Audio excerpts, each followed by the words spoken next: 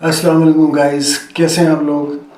आज मर्दों के लिए हवाला, ख़ास तौर पे हमारे भाई साहब, भाई हजरात सारे ख़ास तौर पे जो एजिंग के हवाले से परेशान रहते हैं कि उनकी एज बढ़ रही है, उनको अपने आप को किस तरह हेल्थ को और उनके पोस्चर को, उनके गेटअप को, उनके अपीयरेंस को कैसे जो है वो मेंटेन किया जाए और कैसे उसके ऊपर एजिंग के इफ़ेक्ट्स को रोका जाए।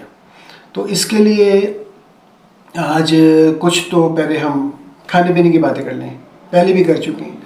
सबसे अच्छी चीज़ ये होती है कि आज के नौजवान, ख़ास तौर पे नौजवानों से बात करूँगा मैं, कि अपनी नौजवानी में यानी टीन एज में ही आप जो है वो ये चीज़ें शुरू कर दें। प्रॉपरली सब पता है, बचपन से सिखाया गया, मुँह धोएं अच्छे तरीके से और ये करें वो करें। आजकल बहुत सारे कॉस्मेटिक्स आ गए, जैसे कि शावर जेल है और मुख्तलिफ़ किस्म की क्रीम्स हैं and so many things like face wash के बगैर और हेयर स्प्रे के बगैर उनके बाल नहीं सेट होते, और फेस वॉश के बगैर उनका मुंह साफ़ नहीं होता, गोरे हो जाएंगे वो। तो याद रखिए, जितने भी हैं इसमें कोई ना कोई ऐसे केमिकल्स शामिल होते हैं जो आर्टिफिशियली हमें फेयर कर देते हैं, क्लीन कर देते हैं, लेकिन हमारी स्किन के लिए अच्छे नहीं होते। और हमारे लिए कुछ बहुत से जंक फूड ऐसे इसी तरीके से जो हम खाते हैं और अंदर से हमें जो है वो मतलब वो नुकसान पहुंचाते हैं।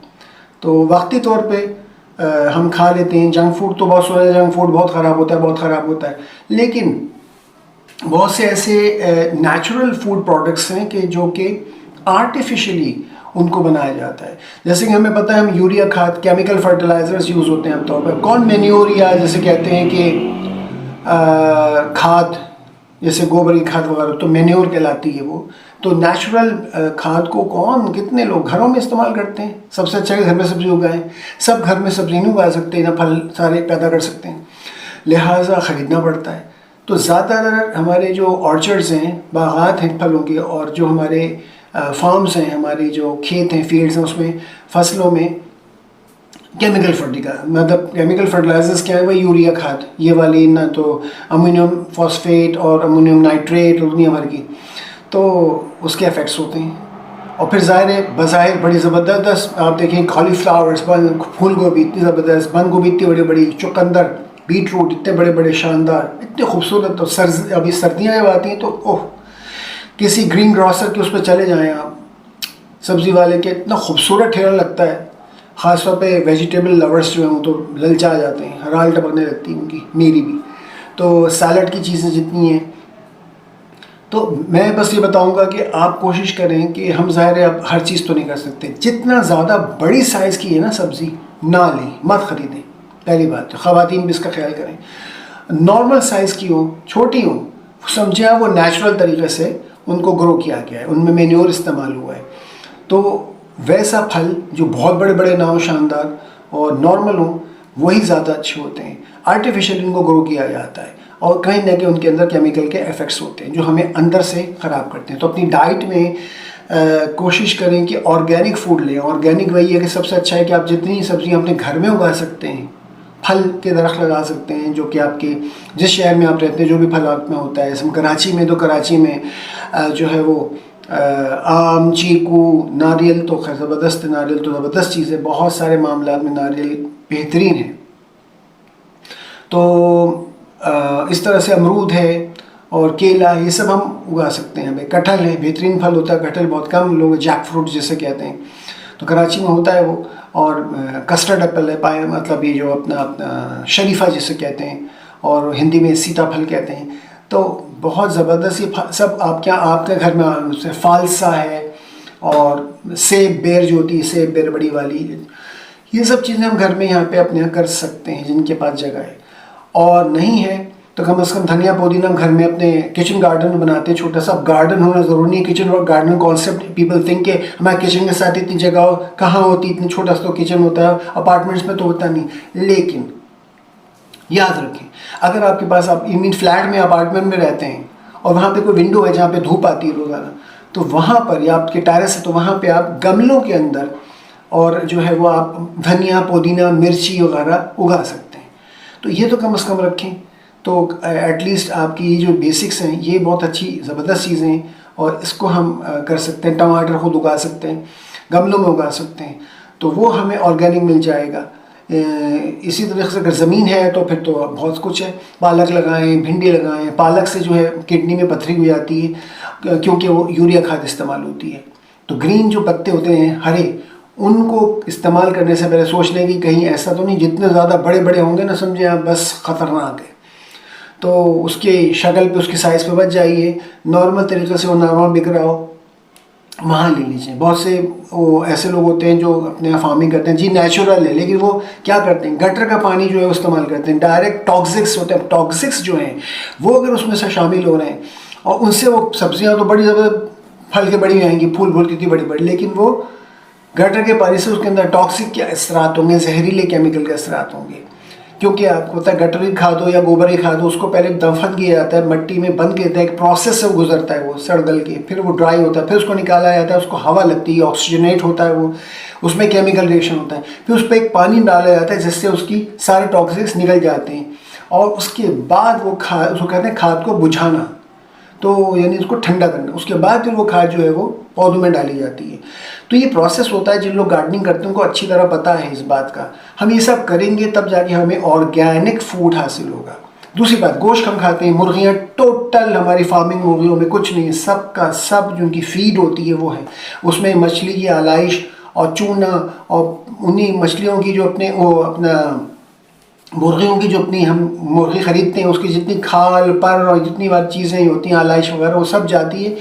और खून वगैरह पता नहीं क्या होता है जानवरों का, सब स्लॉटर हाउसेस से जाता है, उसको मिला के ये फीड बनाते हैं। इसकी वजह से क्या होता है कि स्पेशल फीड होता है, खा के 2-2.5 हफ्ते में 3 हफ्ते में इतना बड़ा चिकन हो जाता है वो। तो उसमें क्या ग़िज़ाइयत होगी, वो क्या हमें फ़ायदा देगा। और सारे कहना चाहिए ना इनकी जिन्स की कोई नहीं होते, ना ये मुर्गा होते हैं ना मुर्गी होते हैं, ठीक है ना। तो ये ज़्यादा अरसे नहीं रहेंगे, जब बड़े हो जाते हैं फ़ौरन बिकने को आ जाए। अगर आप रख लें इनको, घर ला के देख लें, आई स्वेयर आप करके देख लें, मैंने किया है, मर जाएंगी ये, एक ख़ास टाइम में ही मर जाएंगे फ़ौरन। ये ज़्यादा अरसे नहीं रह सकते, इसलिए कि अव्वल तो इनकी कोई सेक्स नहीं है, कोई जेंडर नहीं है, और इनको की ग्रोथ नहीं है। इसके बाद इनको बस खा लिया जाए। एग्स जो आते हैं वो भी अनफर्टिलाइज्ड एग्स हैं, सब अननेचुरल, उससे एग से कोई चूज़ा नहीं बनता। फर्टिलाइज्ड एग्स जो होते हैं वो होते असल ताकतवर। तो अब मुर्गियाँ पालें आप तो हमारे पास क्या रह गया बताएं। गोश्त में अब जानवरों को भी ग़िज़ा ऐसी खिलाई जा रही हैं जो कि एकदम उसको बहुत फ्लफ़ी और मोटा मोटा कर देते हैं। अपने ये कुर्बानी में जो जानवर आते हैं इतने मोटी मोटी बैल, बड़े बड़े साइज़ के डायनासोर, उफ़ भाई इतनी कहाँ नेचुरल होते हैं, सब आर्टिफिशियल। उनको हार्मोन से इंजेक्शंस देते जाते हैं, वैक्सीन देते हैं। वो वैक्सीनेशन इतनी ख़तरनाक होती है। सोचिए जो चीज़ जानवर को इतना बड़ा कर रही है वो हम खाएँगे तो हमारे साथ क्या हशर करेगी हमारा। तो भाई अब क्या करें, क्या गाय बकरे घर में पालें, सो डिफ़िकल्ट। तो अब इस परेशानी के मामले में आलम में कि हमें नेचुरल फूड की तलाश है, ऑर्गेनिक फूड की तलाश है। हमें बस हर तरफ अतराफ़ में इनऑर्गेनिक है। जो नेचुरल हम समझते हैं, जानवर हैं, लाइव स्टॉक है, फल सब्जियां हैं, वेजिटेबल्स, फ्रूट्स, वो सब जो हैं वो नेचुरल होने के बावजूद इनऑर्गेनिक है। तो कोशिश ये की जाए कि भाई अपने घर में उगाएं। कोशिश की जाएगी, मैंने बताया कि तरीका है कि बहुत बड़े बड़े साइज़ वाले फल सब्ज़ी ना ख़रीदें। कोशिश की जाए कि उनको तरीके से, उनके खाने के तरीके हैं, जैसे सैलड्स की चीज़ें तो उसको कच्चा ही खाया जाए। कच्ची सब्ज़ियाँ बहुत फ़ायदा करती हैं, फल फ्रूट ज़्यादा फ़ायदा करते हैं। और जैसे आपको खाना है सिट्रस फ्रूट, अभी आजकल सर्दियों में से आ रहा है, तो कीनो वगैरह, तो उसके जो ऊपर आप देखते हैं छिलका छिलने के बाद अंदर वाइट लेयर होती है, उस लेयर को कभी ना निकाल के फेंकें। इतना फाइबर होता है उसमें, वो एंटी कैंसर होता है। ऐसी दालें हैं, धुली हुई दालें नहीं खाएं। दालें जितनी पल्सेस या लिंटल्स हम उनको इंग्लिश में कहते हैं, छिलके वाली दाल लें हमेशा। उसमें जो छिलका होता है ना उसका बहुत रिच होता है, हम उसी को फेंक देते हैं काम की चीज़। तो छिलके वाली दाल खाएं, ना वो बादी करेगी, ना वो आपको जो है बदहज़मी करेगी, ना आपका पेट ख़राब होगा, और ना ही आपको कैंसर या इस तरह की बहुत सी बीमारियों से, मतलब उसके अगेंस्ट दे फाइट। आप देखिए अफ्रीकन कंट्रीज़ में ज़्यादातर दालें वगैरह वो ऐसे ही खा लेते हैं। उनके यहाँ बहुत कम कैंसर का सुनने में आता है, और जी बीमारियाँ हैं लेकिन कैंसर नहीं होता। तो ऐसी चीज़ें कि हम सेब लोग छील छील खा रहे हैं, अरे भाई सेब को ऐसे ही खा लें। अनार खाएं। अनार के बीच में आप देखते हैं कि वो बारीक सा एक झिल्ली सी होती है, उसके एक लेयर होती है बीच में ऑफ वाइट कलर की ना, ठीक है ना, उसमें वो पार्टीशन करता है वो 5 हिस्सों में चीज़, तो वो जो है हम निकाल के फेंक देते हैं, वो बहुत फ़ायदेमंद है, बिल्कुल वही काम करता है जो कि जो दाल के छिलके और सेब का छिलका करता है। क्यूकम्बर्स में हम छिलके निकाल देते हैं, डोंट डू दैट। बड़ा आता है, पता नहीं कहाँ कहाँ से वीडियो बना के डाल देते हैं उसमें सब अपने चलाने के लिए। भाई उसको एज इट इज़ खाइए, पील ना करें, हर चीज़ पील नहीं की जाती है। बनाना पील हम फेंक देते हैं, लेकिन बनानास की छिलका धो के उसको आप ग्राइंड करके किसी और के साथ, मिल्क के साथ या किसी और फ्रूट के साथ उसको ग्राइंड करके बेहतरीन आपको स्टार्च, आपको कैल्शियम और आपको बहुत सारे मिनरल्स उसके अंदर हैं, वो आपको देता है। लेकिन बहरहाल हम नहीं करते, खाते, जबकि अल्लाह ताला ने हर चीज़ ऐसी बनाई है कि उसको खाया जाए। आप देखें जानवर हैं, जानवर खाते हैं, हर चीज़ एज इट इज़ खा लेते हैं, ना वो बीज निकालते हैं ना वही निकालते हैं। ठीक है, कुछ चीज़ें ऐसी हमारे लिए अच्छी नहीं होती, हम निकाल के फेंकते हैं। जैसे टमाटर के बीज हैं, अच्छा नहीं होता, उसको निकाल देना चाहिए। टमाटो स्किन जो होता है वो भी it's not good for health, तो बाकी पल्प है उसको खाएं। जानवर हर चीज़ खा लेते हैं, वो बीमार पड़ते हैं क्या? उनको डॉक्टर के पास जाना पड़ता है? जानवर सब मुशक्क़त में रहते हैं। दूसरी बात है कि हमें हर वक्त शेल्टर चाहिए, हर वक्त ठंडक चाहिए, हर वक्त AC चाहिए, ठीक है। तो भाई ये जो चीज़ें नेचुरल, सर्दियाँ तो सर्दियों को सहना सीखें, गर्मियाँ तो गर्मियों को सहना सीखें, इंतज़ामात करें, पंखा चलाएं, लेकिन हर वक्त AC में रहना और हर वक्त हीटर में रहना, ये हमारी हड्डियों को हमारे कमज़ोर कर देता है, हमारी रेजिस्टेंस पावर, इम्यूनिटी सिस्टम जो होता है वो ख़त्म हो जाता है, हम पे डिजीज़ेस ज़्यादा असर करते हैं। आप देखें जो वेस्टर्न ममालिक थे उनमें कोविड जो आया था उनमें सबसे ज़्यादा लोगों की डेथ हुई है। क्यों? क्योंकि वो लोग बहुत ज़्यादा एक ख़ास एनवायरनमेंट में रहने की आती हैं, बहुत छुई मुई, हर वक्त हाइजीन करते रहते हैं, और सबसे ज़्यादा उन्हीं के ऊपर असरात हुए। हमारा लोग सुजुकियों में और भर भर के जा रही थी खास, तो हमारी लोअर क्लास, उनको कुछ नहीं हुआ भाई, लोग हैरान होकर देख रहे हैं, ऑर्डर ये भाई इनके यहाँ तो ये क्या हो रहा है भाई, ये तो ठूस ठूस के चिपके हुए चले आ रहे हैं। हम कह रहे हैं 6 फीट का फासला रखें, और उनको कुछ भी नहीं हुआ।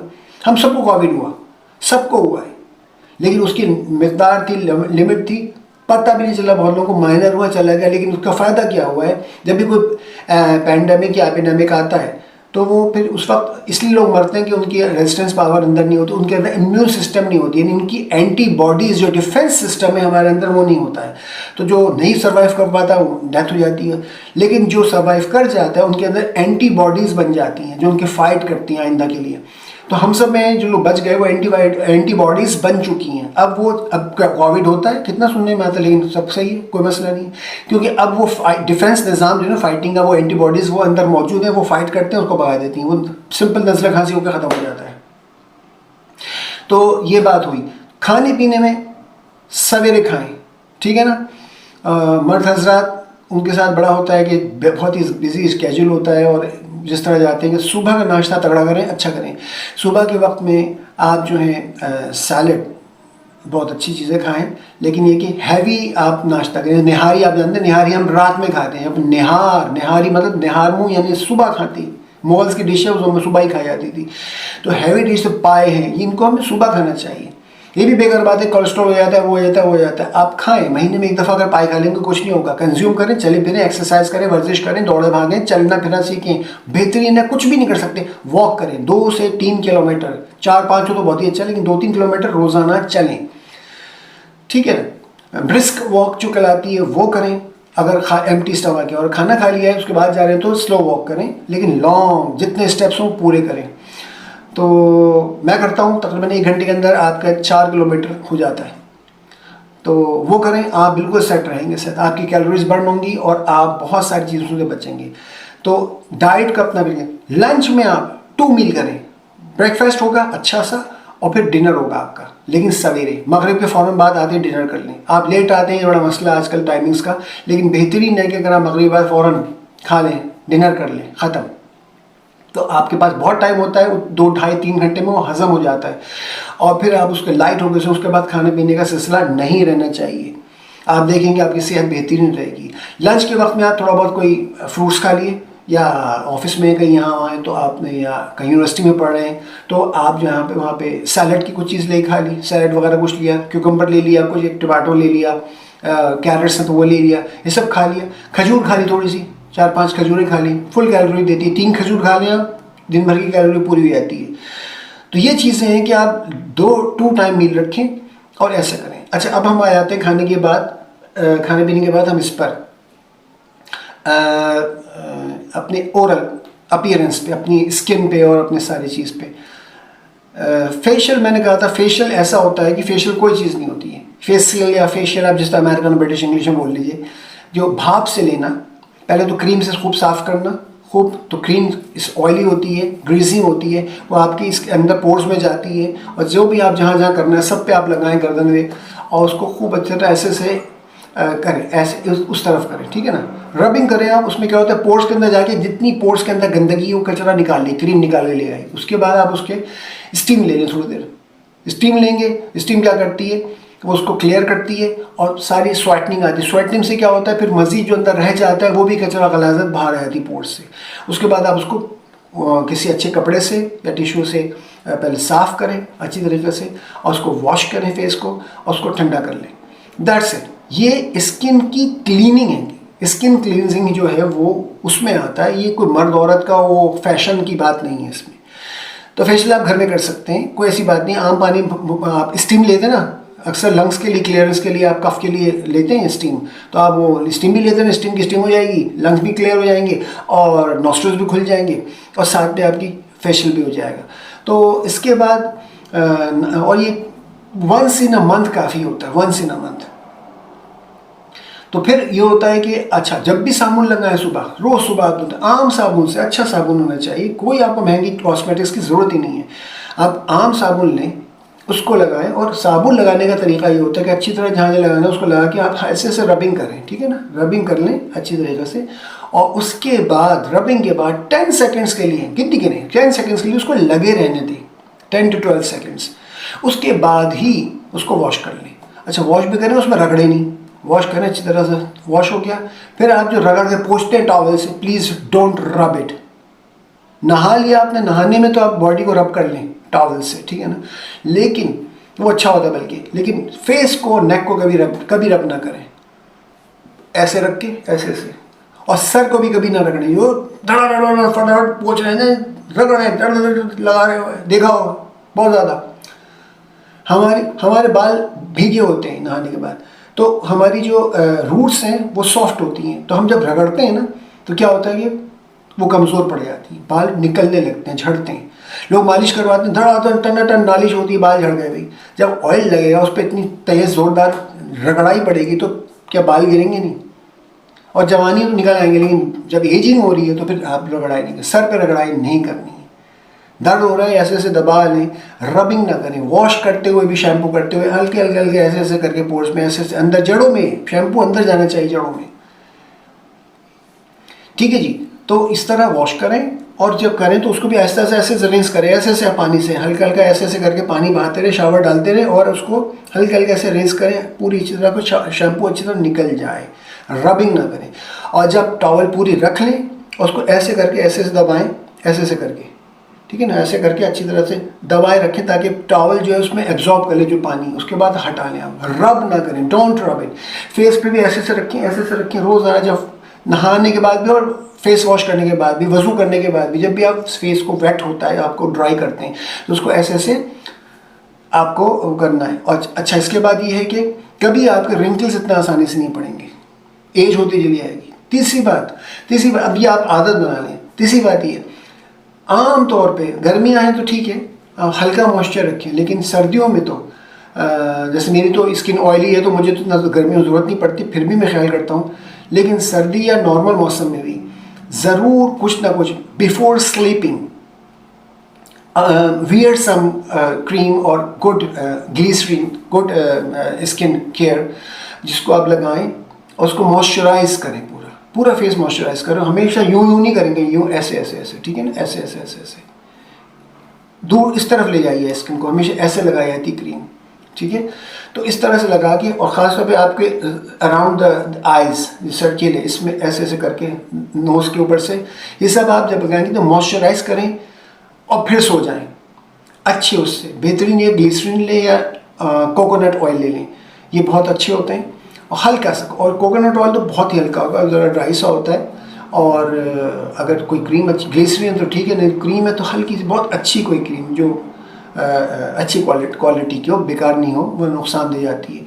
और मॉइस्चराइज करके फिर सोएं आप, ठीक है ना। ऑलवेज आपके उस ये भी वजह है कि आपके रिंग ड्राई ना रहने दें, इसको ड्राई ना रहने दें, सर्दियों में तो ख़ास तौर पे, ऑटम एंड विंटर्स। तो ये आपके मामलात हैं और इसके लिहाज से आप ख्याल करें। और बेड का ज़्यादा ताल्लुक है, बेड जो रखते हैं तो बेड तो रखनी भी चाहिए। और उसका ये है कि ये ज़रा सख्त होता है, इसको आप रगड़ें यूँ करें कुछ नहीं होता, उसको अच्छी तरह अंदर लोग इसकी सफाई नहीं करते, इसमें भी अंदर से अलग से साबुन लगाएं और शैम्पू कर रहे हो तो अंदर शैम्पू लगाएं नहाते वक्त, इससे करें तो ये भी तो बाल है ना। तो अंदर तक जड़ों में इसको सफाई करें, इसकी अंदर जजीज़ रह जाती है, बहुत सारे जर्म्स रह जाते हैं अंदर, ये बहुत से मर्द हज़रात नहीं साफ़ करते, खाली खलाल कर लेते हैं। अरे भाई खलाल करना है इनसे को तो वज़ू के लिए वेट करना है तो आपको ये कर लें दाढ़ी में, क्योंकि पूरा फेस से पानी जाना मुश्किल होता है। लेकिन जो धो सकता है अच्छी तरह धोएं, अंदर तक पानी डालें, क्लीन रखें। कानों की वैक्स जो है उसकी क्लियर होनी चाहिए, हर चीज़ का बहुत ख्याल करें, अपनी हाइजीन का। नाखून वक्त पे काटें, पैरों की जो है पेडिक्योर मैनिक्योर कुछ नहीं होता, नाखून काटें, उसको फाइलर से फाइल कर लें, उसमें अंदर कोई स्किन है तो उसको फाइलर से निकाल लेते हैं साइड में, और वो पैरों के पेडिक्योर में ये करना पड़ता है। झामा होता है जिसे कहते हैं, जो फुट रबर जो रबिंग जो मटेरियल होता है, मट्टी का भी आता है, सबसे अच्छा तो मट्टी का होता है बना हुआ देसी स्टाइल, लेकिन और बहुत सारे मिलते हैं। तो फीट बहुत अच्छी है, अपने पाँव की बहुत हिफाजत करें, उसकी अच्छी रबिंग करें और आखिर में करें जब आप साबुन जिस्म पे लगा चुके, धो लिया आपने, शैम्पू कर लिया, धो लिया, सब कुछ पाँव के ऊपर से गुजर जाता है, उस वक्त आपके पैर बहुत सॉफ्ट हो जाते हैं। उस वक्त आखिर में रबिंग करें उसको अच्छी तरीके से, खासतौर पर निचले हिस्से में, एड़ियों में हो, यहाँ, और उसके बाद फिर आप उसको वॉश करें। तो आप देखेंगे कि आप बेहतरीन आप जो है अपनी अपीयरेंस में आपकी हर चीज़ में। और वर्जिश करें, चलें, ज़रूर डिप्स लगाएं, लेटे लेटे वर्जिश करें, सुबह उठते ही बिस्तर भी कुछ होती है, लेग्स हैं, पैर टांगों की एक्सरसाइज है, मुख्तलिफ स्ट्रेचिंग्स हैं, लेटे लेटे डिप्स लगाई, थोड़ा सा बाइसेप्स लगाया, थोड़ा सा ट्राइसेप्स ऐसे करके पीछे ऐसे करके ट्राइसेप्स लगा लिया, ऐसे भी ट्राइसेप्स की आती है, मुख्तलिफ एक्सरसाइज है। मेरी जो दूसरी वीडियोज़ हैं उसमें आप सर्च कर लें, मैंने कुछ फिजियोथेरापीज बताई हैं और कुछ मैंने टिप्स भी बताई हैं नॉर्मल एक्सरसाइज की, उसको देख लिया और उसको उतनी ज़रूर कर लिया करें कम से कम आपकी अपनी फ़िटनेस के लिए। और वॉक, वो सब चीज़ें ओवरऑल आपको बेहतरीन केयर करेंगी और आपको कोई ज़रूरत नहीं किसी सैलून जाने की और किसी हाँ बाल कटाने के लिए उस करने के लिए जाना पड़ता है हमें, लेकिन बाकी चीज़ों के लिए आपको कोई चीज़ की ज़रूरत नहीं पड़ेगी। आप अपनी एजिंग को, अपनी सेहत को बहुत अच्छी तरह से मेंटेन कर सकते हैं। वक्त पे सोएं, वक्त पे उठें, कैलूला कर सके तो बहुत अच्छा है। सुन्नत रसूल सल्लल्लाहु अलैहि वसल्लम में कैलूला करना है, दोपहर के बाद थोड़ी देर मेलना थोड़ी करवट ऊँग लेना, ये नहीं कि नैप, एक नैप लेते हैं, नैप ले लेते हैं जिसे कहते हैं ऊँग लेना, सोना नहीं खराटे मार के। तो वो अपने ऑफिस में भी कर सकते, थोड़ी देर के लिए लंच टाइम के बाद थोड़ा सा लेट जाए और उसके बाद उठ जाए, बेहतरीन होता है। एक और रवायत है कि इस जो कैलूला करते हैं उस पर जादू का असर नहीं होता, तो जादू तो बरहक है भाई, लोग बहुत आजकल ये चीज़ें चली हुई हैं और पढ़े लिखे लोग तो बहुत अच्छी तरह जानते हैं, बेवकूफ़ी बातें ये बातें करना कि जादू वादू कुछ नहीं होता, सब कुछ होता है, सब कुछ हक है, बरहक है, और इल्म है, काला इल्म है, हराम है, लेकिन है और लोग कर रहे हैं, बड़े बड़े पढ़े लिखे लोग कर रहे हैं, ऐसी ऐसी लोगों ने कर ली दुश्मनियाँ। तो इन चीज़ों से बचने के लिए हम अल्लाह ताला के सुन्नत रसूल, अल्लाह ताला की आयात है कुरान की और सुन्नत रसूल सल्लल्लाहु अलैहि वसल्लम है, उस पर अमल का है, तो हम बेहतरीन अपने आप को मेंटेन कर सकते हैं। दुआ की दरख्वास्त है, कोई पॉइंट रहेगा तो किसी और उसमें आपको उसमें ऐड कर दूंगा, क्योंकि टिप्स ऐसे मैं देता रहता हूँ। दुआ में याद रखिएगा, टेक केयर, अल्लाह हाफिज़, अस्सलाम वालेकुम।